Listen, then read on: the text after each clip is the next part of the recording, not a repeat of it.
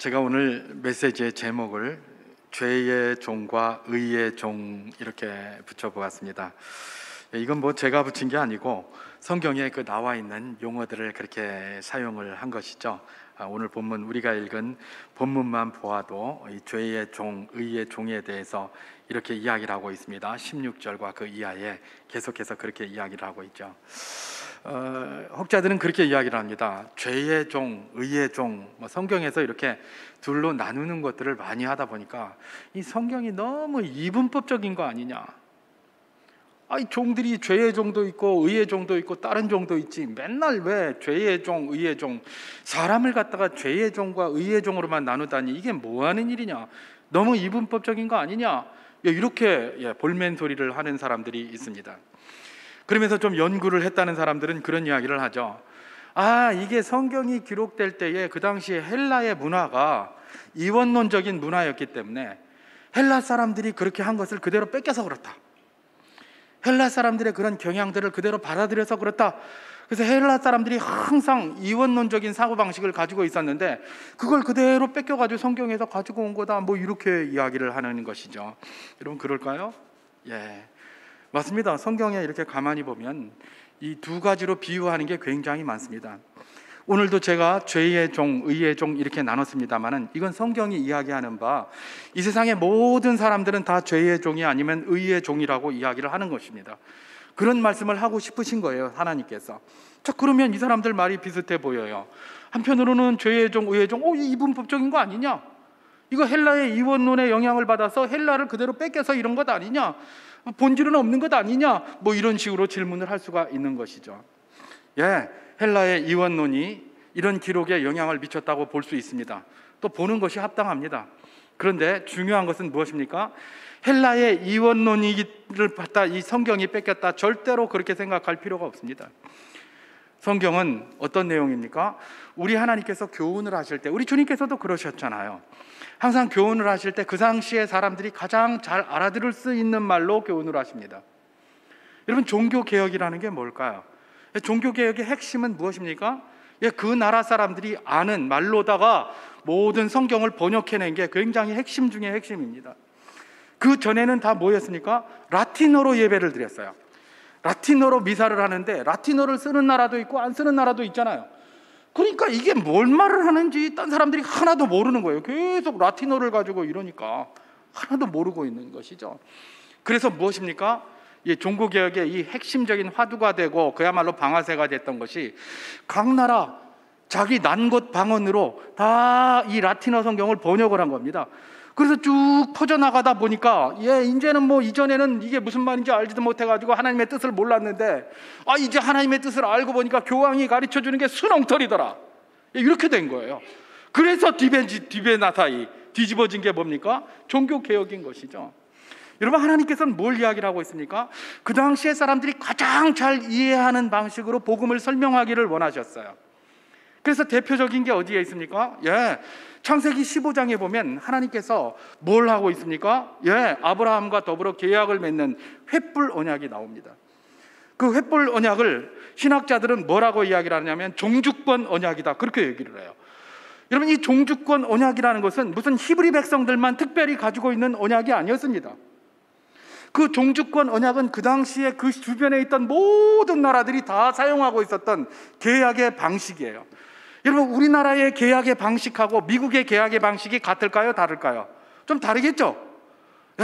각기 다른 그 나라마다 이 계약 방식이 조금씩 달라요. 물론 크게 대동소이합니다만은 좀 다르다는 것이죠.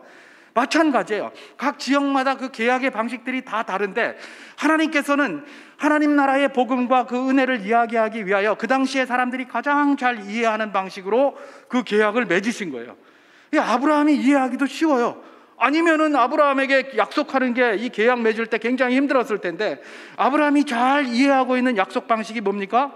그 당시 근동에서 사용하고 있었던 종주권 언약의 계약 방식 아니었겠습니까? 그럼 여러 가지 말이 필요 없는 거예요. 그들이 잘 이야기하고 있는 그걸 다 하기 때문에 그냥 끝인 것이죠. 마찬가지입니다. 성경도 말입니다. 헬라 사람들, 그 당시 헬라 문화 습관 속에서 살아가고 있는 모든 사람들이 가장 잘 이해할 수 있는 방법이 뭐예요? 헬라에서 사용하는 그 방식을 사용하는 거예요.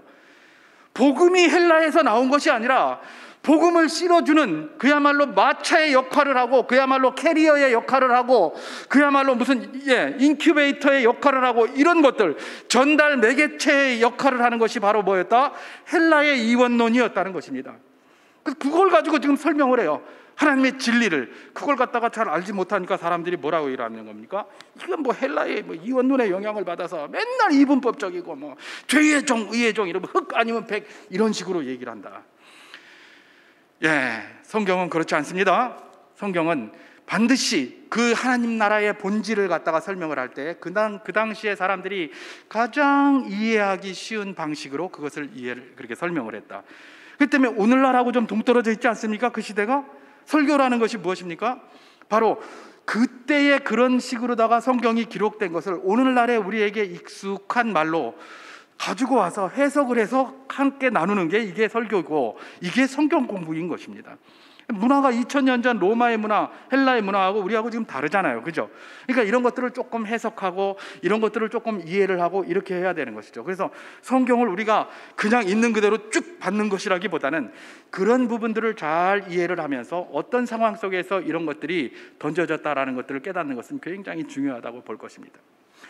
저는 오늘 어쨌든 메시지의 제목을 죄의 종, 의의 종이라고 그렇게 붙였습니다. 우리 하나님께서 이 세상에 인상들이 많이 살고 있는데 그 인생들은 다 뭐다? 죄의 종이 아니면 의의 종이지 제3의 영역이 없다라는 것들을 말씀하셨기 때문에 그렇습니다. 여러분, 우리 주님께서 대표적으로 이 말씀을 하신 게 어디에 있습니까? 우리가 잘 아는 마태복음 6장 24절 말씀이 바로 그것에 해당이 됩니다. 제가 한번 봉독해 보도록 하겠습니다. 한 사람이 두 주인을 섬기지 못할 것이니 혹 이를 미워하고 저를 사랑하거나 혹 이를 중히 여기고 저를 경히 여김이라. 너희가 하나님과 재물을 겸하여 섬기지 못하느니라. 이렇게 말씀하셨어요. 여기서 주님께서 뭐라고 얘기합니까? 한 사람이 두 주인을 섬긴다고 그랬습니다. 한 사람이 두 주인을 섬기는데, 아니 왜 두 주인만 섬겨? 세 주인 섬길 수도 있고 네 주인 섬길 수도 있지, 꼭 두 주인으로 얘기를 해. 여기서 한 사람이 100주인을 섬길 수 있다라고 말할 수도 있었습니다.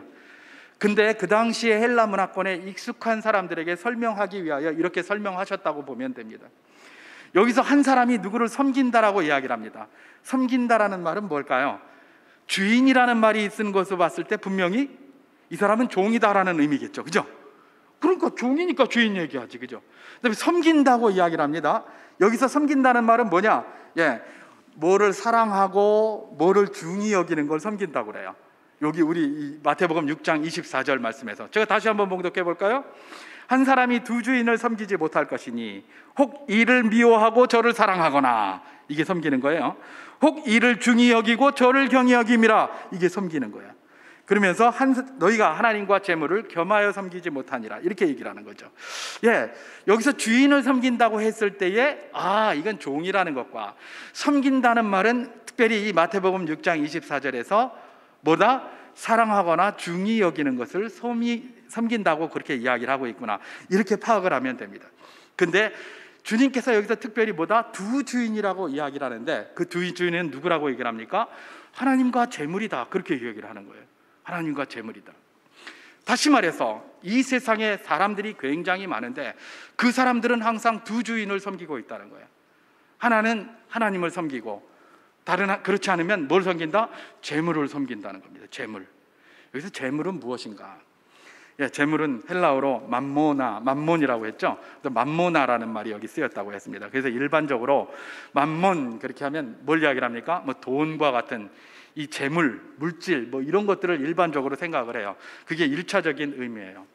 그런데 학자들에 의하면 이 맘모나라는 이 말이 그 어원을 파들어가면 조금 다른 의미가 있어요. 이 맘모나라는 말은 어디서 나왔냐? 아람어에서 나왔다고 그래요. 그리고 그 원어를 이렇게 파고 이렇게 들어가 보면 그 뿌리에 어떤 의미가 있냐면 신뢰하다, 믿다, 의지하다, 그런 뜻이 거기에 있답니다. 다시 말해서 여기서 재물이라고 번역된 이 맘모나라는 이것은 다른 것이 아니라 사람이 뭔가 의지하는 것을 이야기하는 거예요. 사람이 뭔가 신뢰하는 것을 이야기하는 거예요. 다시 말해서 하나님께서 두 주인 섬기지 못한다, 하나님을 섬기든지 아니면 맘모나를 섬기든지 둘 중에 하나다, 이렇게 얘기를 했잖아요. 그러니까 하나님을 섬기는 것과 하나님 아닌 다른 모든 것들을 섬기는 것을 다 뭐라고 얘기를 했다? 맘모나로 표현했다는 거예요.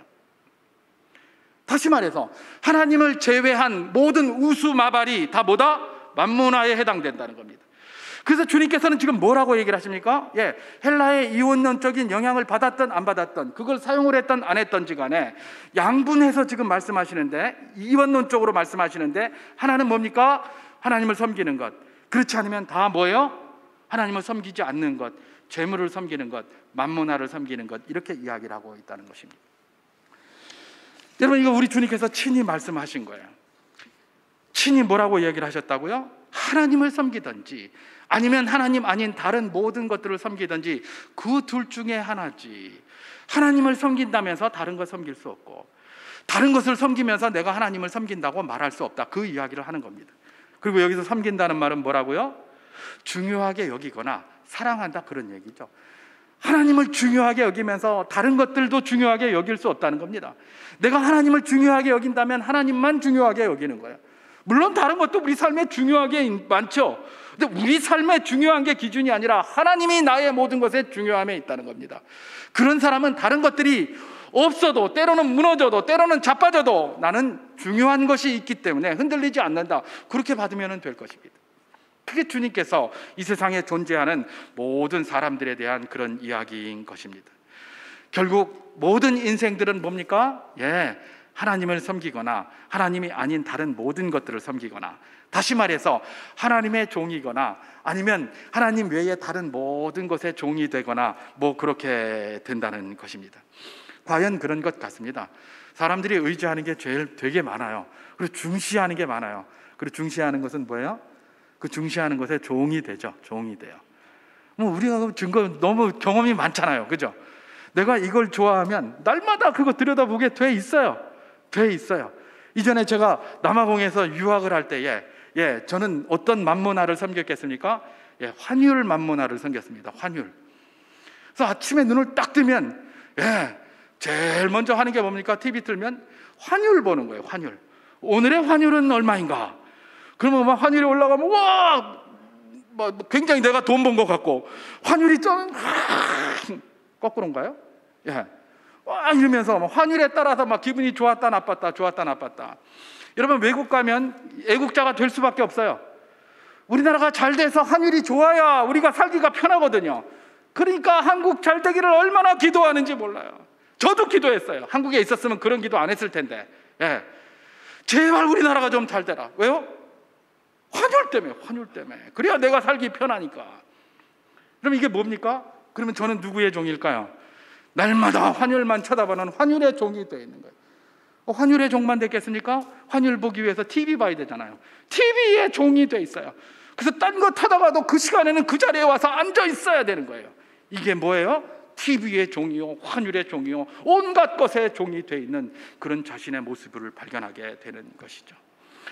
여러분, 주님께서 말씀하시는 것은 명백합니다. 결국 섬기는 것은 하나님을 섬기든지 아니면 세상의 다른 모든 것을 섬기든지 둘 중에 하나지 그 중립지대가 없다라는 바로 그것입니다. 구약 성경을 보면 하나님은 종족 이스라엘 백성들에게 이렇게 말씀하셨습니다. 너희가 나를 버렸다. 여러분, 이스라엘의 역사를 보면 이스라엘이 하나님을 버린 적이 없습니다. 얼마나 이스라엘 사람들이 하나님을 열심히 섬겼는데요, 버린 적이 없어요. 이스라엘 사람들이 버린 적이 없어요. 그런데 하나님은 버렸다 이래요.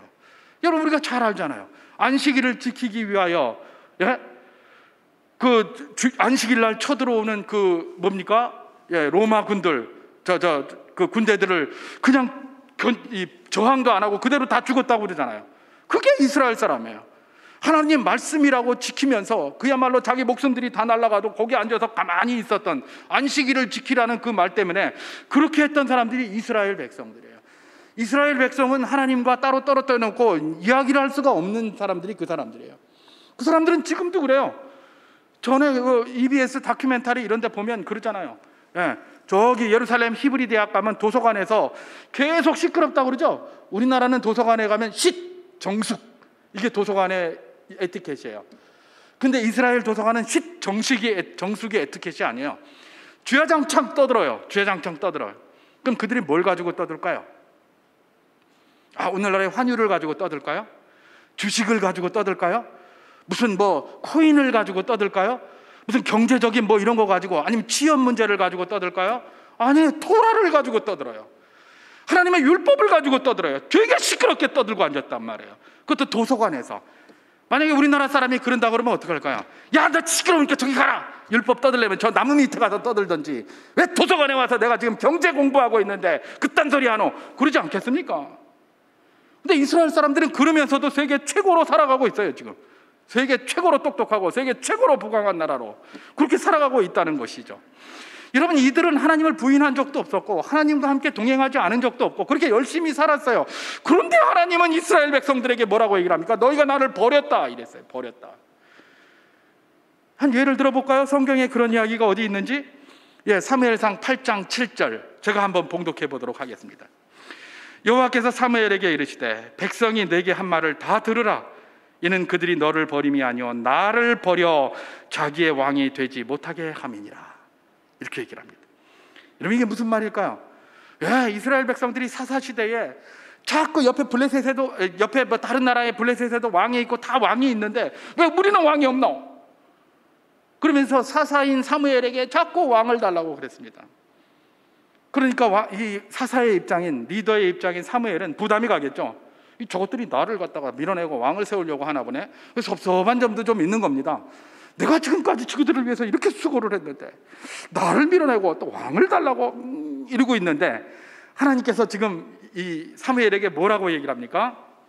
사무엘아, 걔네들 해다는 대로 다 해라. 그냥 왕 세워줘라. 걔네들이 너를 몰아내려고 하는 게 아니라 나를 몰아내려고 하는 거다. 너를 버린 게 아니라 나를 버린 거다. 그렇게 얘기를 하는 거예요. 이스라엘 백성들이 버렸다고 한 적이 없어요. 버린 것 같지도 않아요. 근데 하나님은 버렸다고 그래요. 왜 버렸다고 그럴까? 뭐 때문에 버렸다고 할까? 그게 문제 아니겠습니까? 예레미야 16장 11절에는 이렇게 이야기하고 있습니다. 너는 그들에게 대답하기를 여호와께서 말씀하시되 너희 조상들이 나를 버리고 다른 신들을 따라서 그들을 섬기며 그들에게 절하고 나를 버려 내 율법을 지키지 아니하였습니다. 그렇게 얘기를 합니다. 하나님 왜 버렸다고 그런다고요? 하나님 존중하고 하나님 사랑하고 하나님 중시하고 하나님 따르고 하나님의 종으로 살아가야 되는데, 하나님의 종으로 산다는 건 뭘까요? 주인의 말대로 산다는 거 아닙니까? 종은 주인의 말대로 살아야 돼요. 하나님의 말대로 살아야 되는데 하나님 말대로 살지를 않는 거예요. 자꾸 다른 것 쫓아다니면서 다른 것 중시하고 다른 것이 가르치는 거 하고, 그럼 그것의 종이 돼 있다는 말이거든요. 그것의 종이 돼 있다는 말. 그러니까 하나님께서 뭐라고 얘기를 하신다고요? 니들이 나를 버렸다. 그 이야기를 하신다는 것입니다. 우리가 볼 때는 하나도 버린 것 같지 않지만, 그러나 하나님이 보시기에는 명백하게 버렸다고 말하는 그것 말입니다. 그게 바로 무엇입니까? 성경 곳곳에 나타나는 바, 이것은 뭐예요? 중립의 위치가 없다. 하나님을 우리가 중시 여기고 하나님을 따르는 것이 아니면 다른 모든 것은 다 뭐예요? 하나님과 상관이 없는 그런 것들, 하나님께 영광도 되지 않는 그런 것들이다라는 것들을 잘 보여주고 있는 것입니다. 이건 이분법도 아니고 하나님의 판단 원리가 그렇다라는 것들을 우리는 기억해야 될 것입니다. 그렇습니다. 이 땅에 사는 모든 사람들은요, 하나님을 섬기든지 하나님 외에 다른 것을 섬기든지 둘 중 하나를 섬기며 살아갑니다. 하나님의 종으로 살아가든지 하나님이 아닌 다른 것의 종으로 살아가든지 둘 중에 하나를 따라 살아가는 것이 이 땅에 사는 저와 여러분을 비롯한 모든 사람들의 앞에 처해진 숙명이라고 우리가 보면 될 것입니다. 오늘 우리가 읽은 본문에서도 이 사실은 계속되어지고 있는데요, 오늘 본문 16절 제가 다시 한번 봉독해 보도록 하겠습니다. 너희 자신을 종으로 내주어 누구에게 순종하든지 그 순종함을 받는 자의 종이 되는 줄 너희가 알지 못하느냐? 혹은 죄의 종으로 사망에 이르고 혹은 순종의 종으로 의에 이르느니라. 이렇게 말씀합니다. 여기서도 두 부류의 사람만 이야기합니다. 죄의 종과 순종의 종, 혹은 죄의 종과 의의 종, 혹은 죄의 종과 하나님의 종. 완전 이분법적으로 둘만 이야기를 해요. 제3의 영역이 없어요. 죄의 종 아니면 순종의 종이에요. 죄의 종 아니면 의의 종이에요. 죄의 종 아니면 하나님의 종이에요. 하나님의 종. 여러분, 사도 바울이 로마서를 쓰면서 왜 이걸 기록해서 로마 교회에 지금 편지로 보내고 있느냐? 여러분, 로마 교회의 성도들은 자기들이 누군지를 잊어버리고 살았어요. 자기들이 누군지를 잊어버리고 사니까 그걸 제대로 깨달으라고 이 말씀을 던지는 거예요. 여러분, 로마 교회 성도들이 믿음이 있었을까요? 없었을까요? 그분들은 굉장한 믿음의 사람들입니다. 우리가 뭐 로마 교회의 사도 바울이 막 비판하는 게 나오고 이러니까 야, 이 사람들 믿음도 없는 사람들 아니냐 이렇게 생각합니까? 천만의 말씀이요. 이분들의 믿음은 그들의 삶을 통해서 보입니다. 그냥 증거가 됩니다.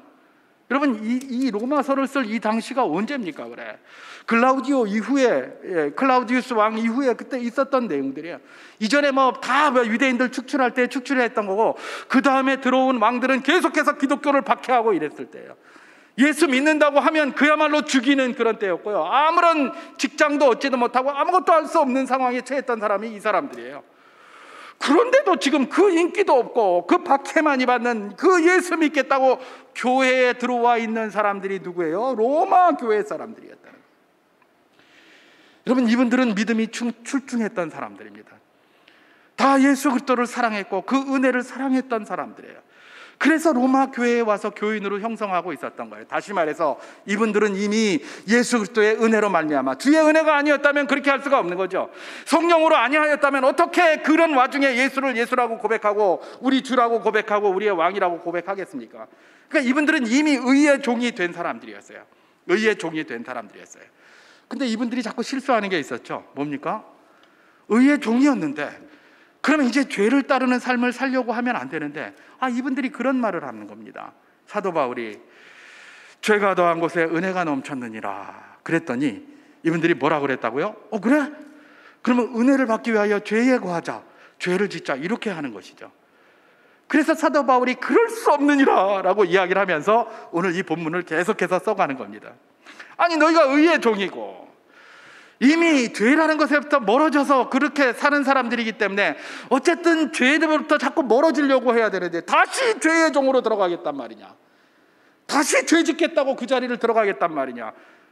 그러면서 지금 너희들이 이렇게 하는 이유는 너희가 누군지 잘 모르기 때문이고, 너희가 의의 종이라는 것들을 잊어버렸기 때문이고, 의의 종의 삶이라는 것이 무엇인지 모르니까, 잘 모르니까 이렇게 하고 있구나 라고 말하면서 지금 이 말씀을 전하는 것입니다. 16절에서 뭐라고 얘기를 했다고요? 제가 다시 한번 봉독합니다. 너희 자신을 종으로 내주어 누구에게 순종하든지 그 순종함을 받는 자의 종이 되는 줄을 너희가 알지 못하느냐? 혹은 죄의 종으로 사망에 이르고 혹은 순종의 종으로 의에 이르느니라. 이렇게 하고 17절에서 뭐라고 말씀하고 있습니까? 하나님께 감사하리로다. 너희가 본래 죄의 종이더니 너희에게 전해 준 바 교훈의 본을 마음으로 순종하여 18절에 죄로부터 해방되어 의에게 종이 되었느니라. 사람들은 죄의 종 아니면 의의 종으로 살아가는데 하나님께 감사한다. 왜냐하면 이미 우리를 다 예수 그리스도의 은혜로 구원하셔서 의의 종으로 삼으셨기 때문에. 그런데 다시 죄를 지으려고 하느냐, 그 질문을 하고 있는 것입니다.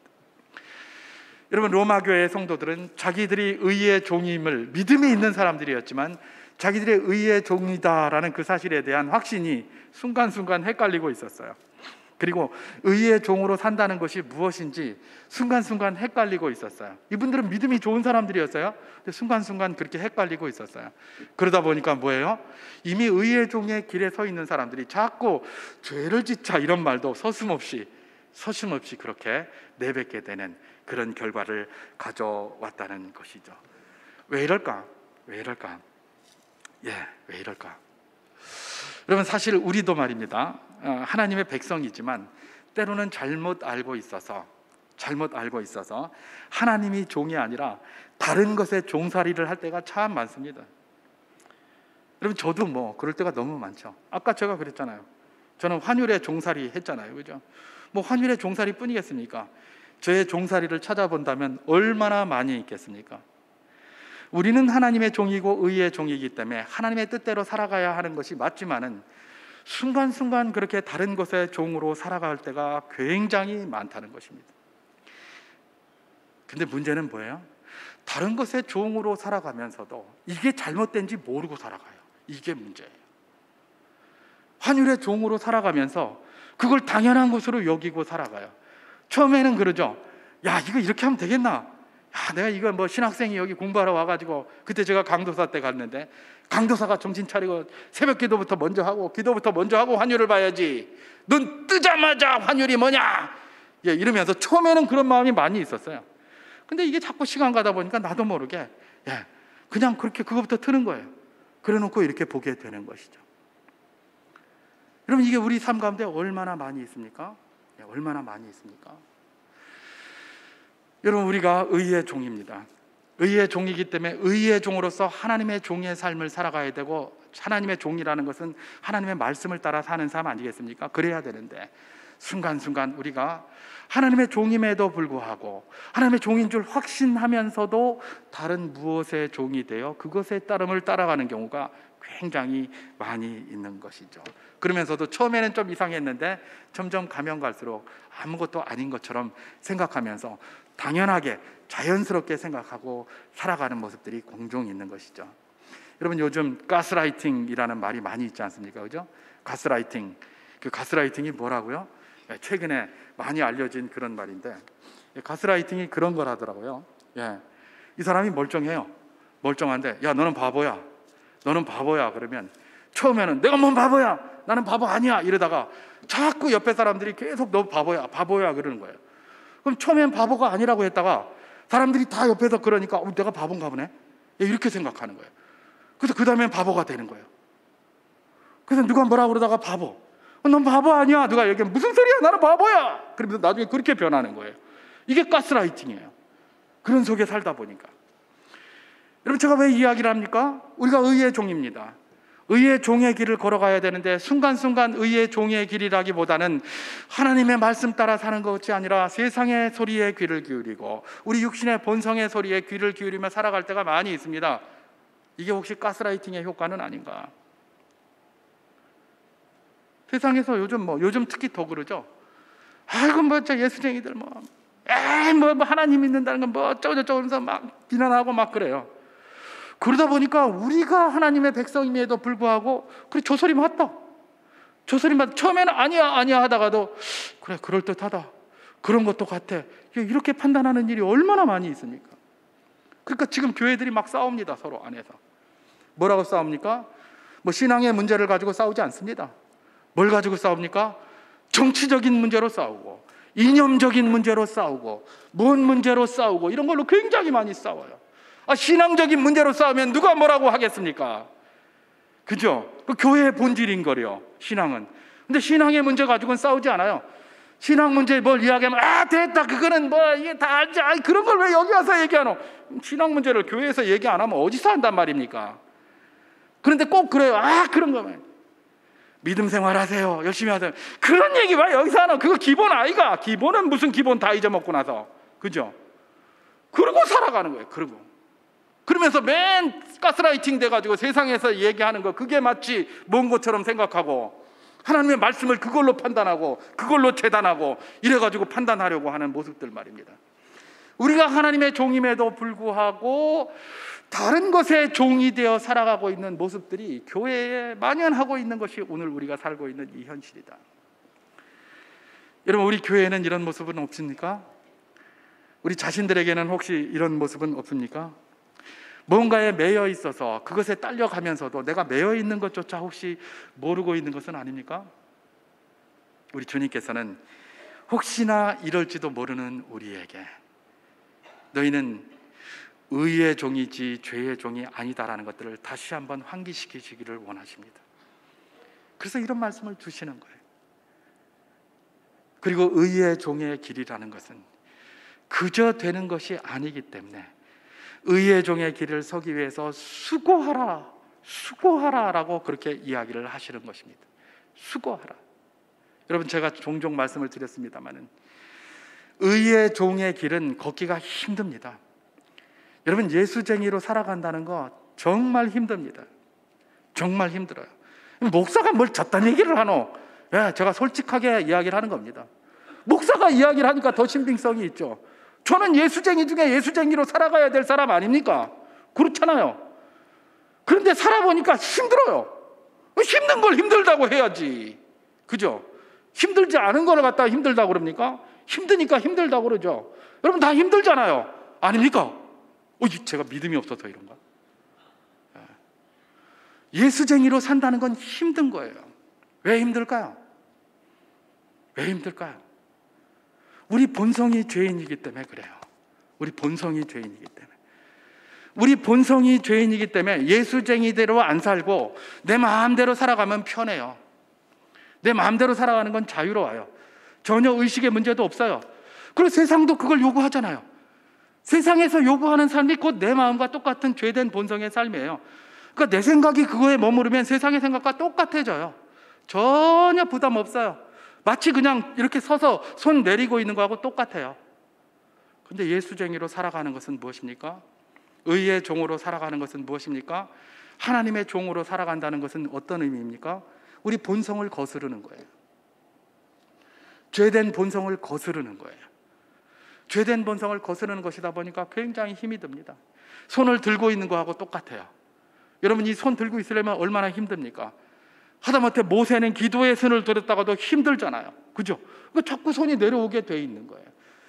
제 아무리 대모세라도 손 들고 있는 거는 힘들어요. 그래서 누가 아론과 훌이 옆에서 받쳐준 것 아닙니까? 그렇잖아요. 예수쟁이로 살아가는 거 힘들어요. 그 때문에 혼자 손 들고 있는 것과 똑같아요. 그래서 우리가 함께 동역하면서 옆에서 아론과 훌이 되어 그걸 받쳐주는 것입니다. 그래서 구역이 필요한 거고요. 우리가 소그룹을 나눠서 열심히 교제하자고 하는 것이 그런 것이고, 이런 어떤 코로나로 인하여 모임을 잘 할 수 없으니 온라인으로라도 한번 해보자라고 몸부림치면서 나아가는 게 바로 그런 것 아니겠습니까? 바로 그런 것입니다. 우리 주님께서는 제3의 영역이 없는데 우리는 다른 누구가 아니라 의의 종이라고 말씀해 주셨습니다. 그래서 죄의 길에서 죄의 종살이를 하고 있는 모습이 있다면 빨리 그것을 끊고 빨리 풀어버리고 의의 종의 자리로 다시 나오는 수고를 감당해라 라고 오늘 본문 전체에서 그렇게 이야기를 하고 계시는 것이죠. 자, 그렇다면 그 매여 있는 것에서 풀리려는 수고는 어떤 것이 있을까? 잠깐 한 두 가지만 살펴보고 마치도록 하겠습니다. 자, 하나님이 아닌 다른 것에 매여 있는 것에서부터 풀리려는 수고, 어떤 수고일까? 우선은 자기 자신에 대한 확실한 인식을 가지려는 수고를 아끼지 말아야 합니다. 이거 우리가 너무 잘 알고 있고 저도 종종 이야기하는 거예요. 내가 누구인지에 대한 인식을 항상 붙잡아야 돼요. 그래야 우리가 의의 종의 길을 살아갈 수가 있고, 의의 종이 아닌 다른 죄의 종의 길에 묶이지 않고 풀려날 수가 있어요. 오늘 본문 17절, 18절을 제가 다시 한번 봉독하겠습니다. 하나님께 감사하리로다.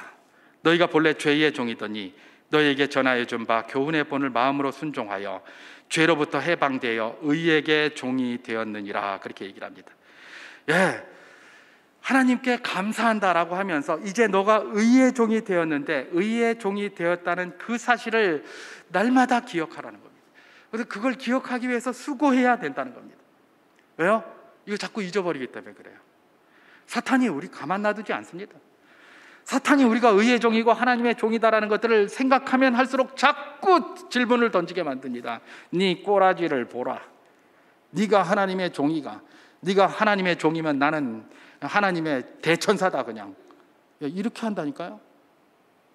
그러고 있어요. 그러니까 그 인식을 갖기가 굉장히 힘들어요. 게다가 또 우리가 살아가고 있는 이 세상은 어떤 세상입니까? 가스라이팅의 세상이에요. 처음에는 이건 아닌데, 말씀에 비춰서 이건 아닌데 하다가도 나중에는 뭐예요? 그 속에서 그렇게 살다 보면 당연히 그런 것처럼 생각이 돼요. 그러니까 거기 나도 모르게 휩쓸려서 그렇게 살아가요. 내가 의의 종인데 의의 종인지 기억도 안 나고, 죄의 종이 되는 길이 무엇인지도 모르고 죄의 종의 길에 서 있으면서도 당연하게 생각하고 그렇게 살아갈 수밖에 없는 거예요. 여러분, 우리 주님께서는 말씀하시는 것입니다. 의의 종이라는 것들을 날마다 기억하라. 날마다 기억하는 그런 삶을 살아야 된다. 그러면서 그것을 하는 방법으로 뭐라고 얘기를 했다고요? 아까 17절에서 이야기한 바 너희에게 전하여 준 바 교훈의 본을 마음으로 순종하여. 너희에게 전하여 준 바 교훈의 본이 뭘까요? 사도 바울이 로마서에 전하는 그런 복음이 되겠죠. 그죠? 말씀이 될 거예요. 다시 말해서 말씀을 마음으로 순종하려고 하는 몸부림을 칠 때에 비로소 너희가 의의 종이라는 인식이 늘 머릿속에 남아있게 된다는 겁니다. 여러분, 우리가 하나님의 말씀을 늘 순종을 하려고 몸부림칩니다. 이건 우리가 누구이기 때문에 그렇습니까? 하나님의 종이라는 증거예요. 하나님이 종이기 때문에 그거 하지, 하나님의 종 아니면 뭐하러 그 일을 하겠습니까? 그죠? 종은 주인의 말을 듣게 돼 있어요. 그러니까 하나님 말씀 가지고 우리가 순종하려고 몸부림치는 그게 결국은 내가 하나님의 종이라는 걸 공적으로 드러내는 거고 내 스스로가 그걸 인정하게 되는 거예요.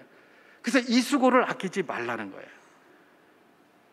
여러분, 우리에게 주어진 하나님의 말씀 그저 순종하는 것이 아니라 마음으로 순종하기 위하여 몸부림치는 복된 분들 다 될 수 있기를 주님의 이름으로 축원합니다. 이게 하나님의 종이면서 하나님 아닌 다른 것에 매여 있을지도 모르는 우리가 그 매여 있는 것으로 풀려나는 중요한 수고 중에 하나가 될 것입니다. 한 가지만 더 말씀을 드리면 이 매여 있는 이런 것에서 풀려나는 수고로서 또 하나는 적극적으로 의를 행하는 수고를 해야 합니다. 적극적으로 의를 행한다. 제가 19절을 봉독하겠습니다. 너희 육신이 연약함으로 내가 사람의 예대로 말하노니 전에 너희가 너희 지체를 부정과 불법에 내주어 불법에 이른 것 같이 이제는 너희 지체를 의에게 종으로 내주어 거룩함에 이르라. 그렇게 얘기를 합니다. 전에 불법에 내준 것처럼 이제는 의의 종이 되었으니까 의에게 종으로 내주어 거룩함에 이르라. 이렇게 얘기해요. 거룩함에 이르라. 다시 말해서 거룩함에 나아가기 위해서 수고하라, 이런 이야기입니다. 그죠? 다시 말해서 이것은 다른 것이 아니라 적극적으로 거룩함, 의의 종으로서 의의 일을 행하는 그 일을 그냥 가만히 있지 말고 이르라. 수고해 나가고 힘써 나가고 애써 나가라. 그 일을 강조하고 있는 것입니다. 우리에게 뭘 요구하고 있다고요? 우리는 의의 종이니까 내가 의의 종이라는 확신을 가질 뿐만 아니라 의의 종이 아닌 다른 무엇에 매여 있는 것으로부터 자유함을 얻기 위하여 적극적으로 의를 행해야 된다는 거죠. 적극적으로 의를 행한다는 게 뭘까? 적극적으로 의를 행한다는 게 뭘까? 우리는 그것을 에베소서 4장 25절에서 28절 그 속에서 예를 찾을 수가 있습니다. 그 예를 잠깐 살펴보고 마치겠습니다. 제가 에베소서 4장 25절 28절을 봉독하겠습니다. 그런즉 거짓을 버리고 각각 그 이웃과 더불어 참된 것을 말하라. 이는 우리가 서로 지체가 됨이라. 분을 내어도 죄를 짓지 말며 해가 지도록 분을 품지 말고 마귀에게 틈을 주지 말라. 도둑질하는 자는 다시 도둑질하지 말고 돌이켜 가난한 자에게 구제할 수 있도록 자기 손으로 수고하여 선한 일을 하라. 이렇게 얘기를 합니다. 여러분, 적극적으로 의를 행한다는 말이 여기에 있습니다. 그 참고로 한 두 가지 정도를 여기서 발견하게 되는데, 하나는 25절에 나오는 거짓말하는 사람에게 이야기하는 것입니다. 거짓말하는 사람에게 뭐라고 얘기를 합니까? 거짓을 버리라, 이렇게 얘기를 합니다. 그런데 거짓말하는 사람에게 거짓 버리라, 거짓말하지 말라, 이거는 뭐 적극적으로 의를 행하는 게 아니에요. 거짓말 안 하면 되잖아요. 그냥, 그죠? 가만히 있어도 돼요. 그냥 입 다물고 있든지. 그런데 여기서는 뭐예요? 거짓을 버리라 정도에서 끝나지 않습니다. 더 나아갑니다. 뭐라고요? 참된 것을 말하라는 거예요. 이게 적극적으로 의를 행하는 거예요. 참된 말을 하는 게 의를 행하는 겁니다. 근데 그냥 참된 말을 하는 사람한테 참된 말을 하라는 게 아니라 거짓말하는 사람한테 이런 말 하는 거예요. 거짓말하는 사람한테 거짓말하지 마라, 거기서 끝나지 않습니다.